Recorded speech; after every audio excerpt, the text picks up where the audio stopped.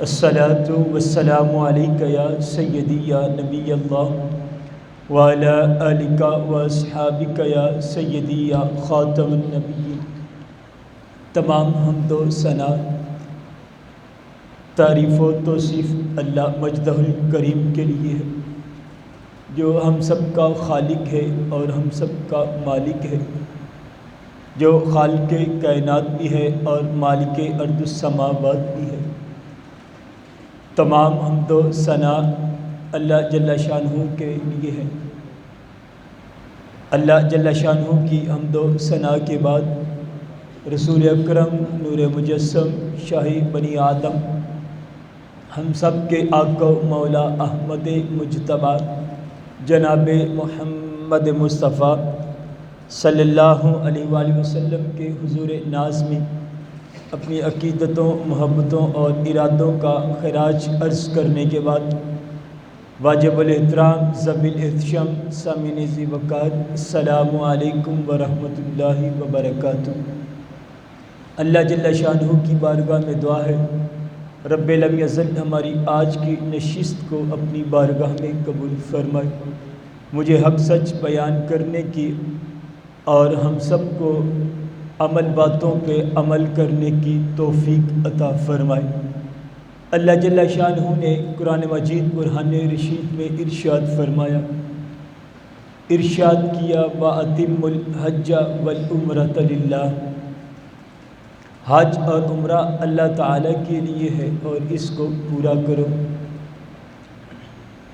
اللہ تعالیٰ کے خلیل حضرت ابراہیم علیہ السلام نے جب کعبہ معظمہ کی تعمیر سے فارغ ہوئے، اس کی تعمیر کو مکمل کیا اور پھر اللہ تعالیٰ نے ان کو اعلان حج کا حکم دیا، کہا کہ اے میرے خلیل، اب تو نے کعبہ کو مکمل کر دیا ہے، اس کی تعمیر کا سلسلہ مکمل ہو چکا ہے، کہا کہ اب میرے بندوں کو اعلان کرو کہ تم اس کا حج کرو، وَأَذِّن فِي النَّاسِ بِالْحَجِّ، اور لوگوں میں حج کا عام اعلان کر دو۔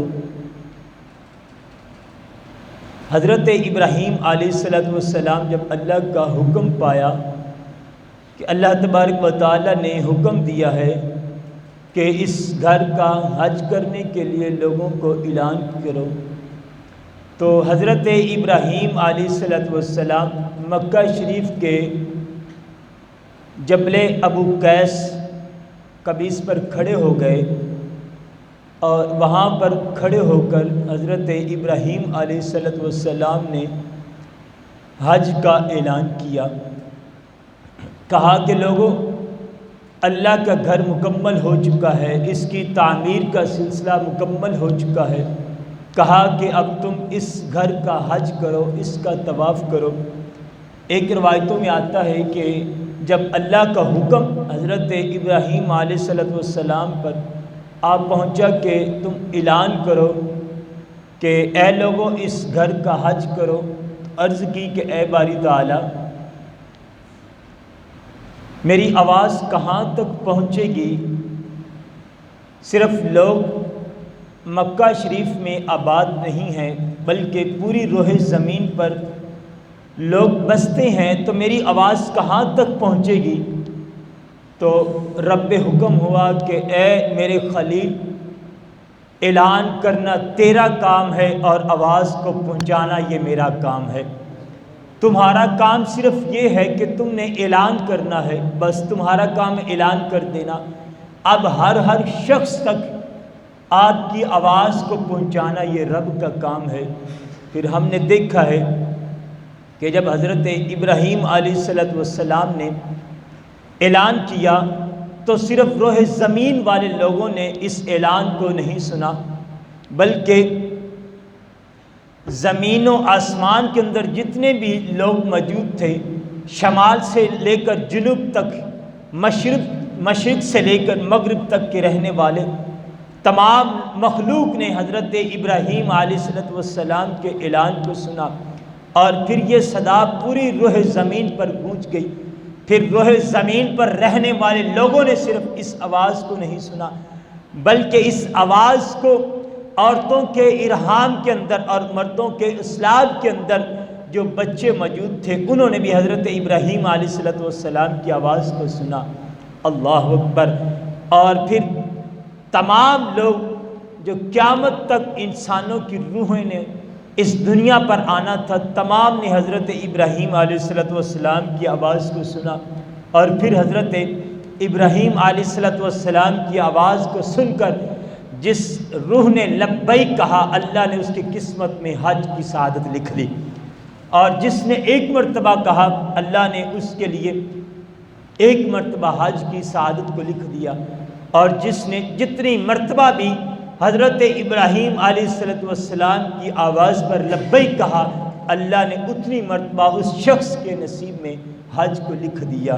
اللہ اکبر۔ یہ وہ اعلان تھا جو حضرت ابراہیم علیہ السلام نے کیا، اور اللہ تبارک و تعالیٰ نے ہر شخص پر حضرت ابراہیم علیہ السلام کے اعلان کو پہنچا دیا، اور پھر جس نے لبیک کہا اللہ نے اس کی قسمت میں حج کو لکھ دیا۔ ارشاد حضرت آقا علیہ السلام کا ارشاد باری تعالیٰ ہے۔ آقا علیہ السلام نے ارشاد فرمایا، حضرت ابو ہریرہ رضی اللہ تعالی عنہ اس حدیث مبارکہ کے مروی ہیں، صحیح مسلم شریف کی احادیث مبارکہ ہے۔ آقا علیہ السلام نے ارشاد فرمایا، حضور منبر پر تشریف فرما ہے، خطبہ ارشاد فرمایا۔ خطبہ ارشاد فرمانے کے بعد حضور نے ارشاد فرمایا، اے لوگو تم پر حج فرض کیا گیا ہے تو لہٰذا حج کرو۔ حضور نے حج کی ترغیب دی اور کہا کہ اے لوگو تم پر حج فرض کیا گیا ہے، حج کرو۔ ایک شخص حضور کی بارگاہ میں عرض کرتا ہے کہ یا رسول اللہ صلی اللہ علیہ وسلم، کیا حج ہر سال فرض ہے؟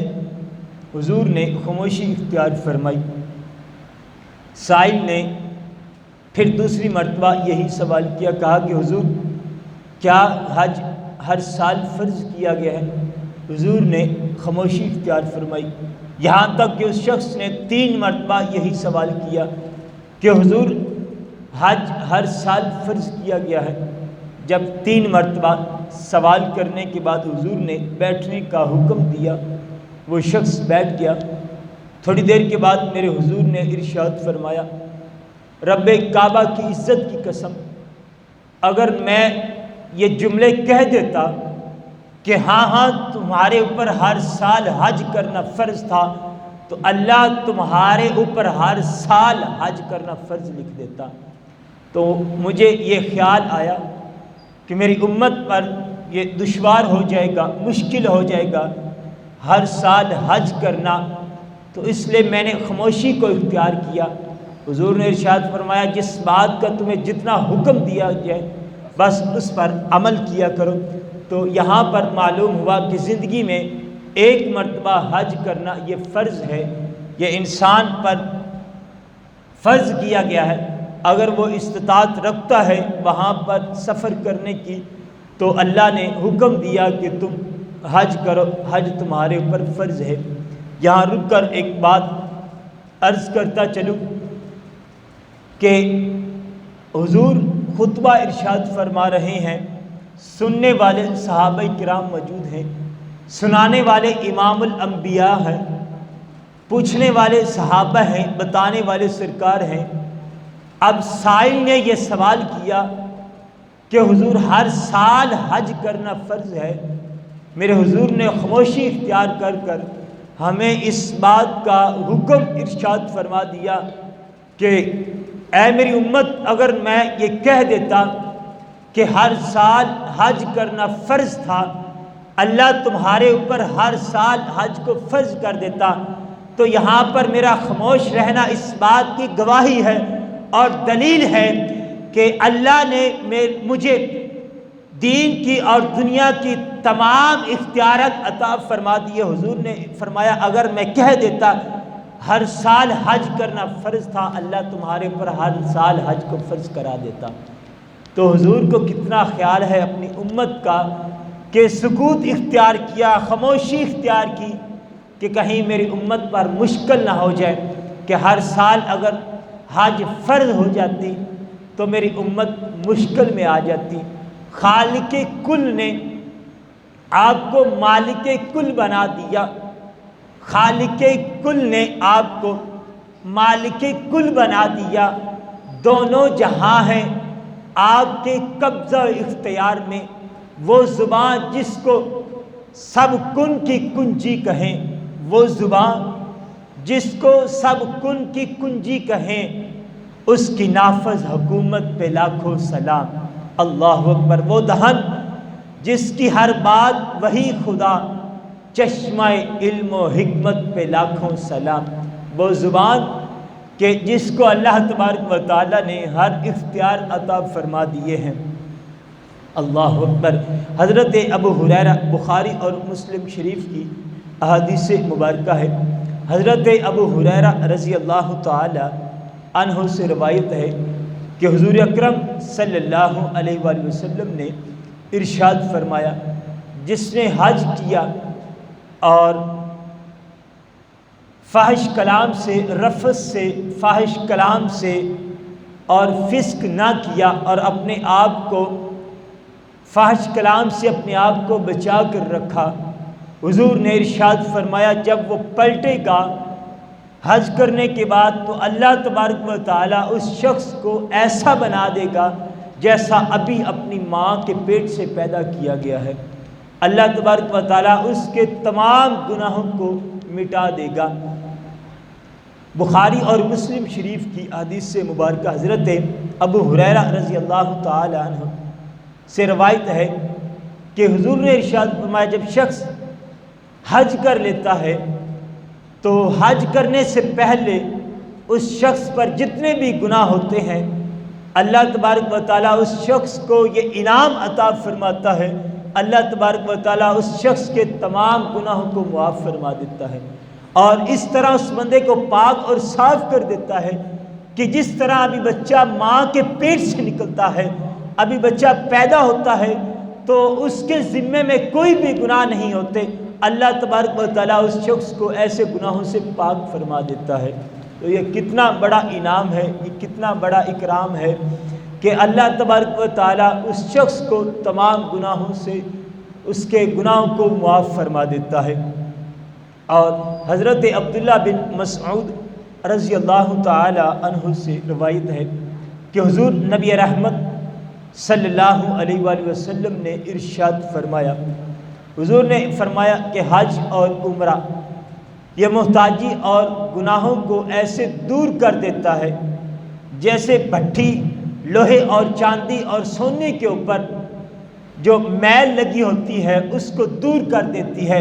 اللہ تبارک و تعالی حج اور عمرہ کرنے والے کو رزق میں بھی ایسی برکتیں عطا فرما دیتا ہے اور اس شخص کے محتاجی کو بھی دور فرما دیتا ہے۔ یہ انعام ہے حج کرنے والے کے لیے کہ اللہ تبارک و تعالیٰ اس شخص کے رزق میں بھی برکتیں عطا فرما دیتا ہے اور اس شخص سے محتاجی کو بھی دور فرما دیتا ہے۔ اللہ اکبر۔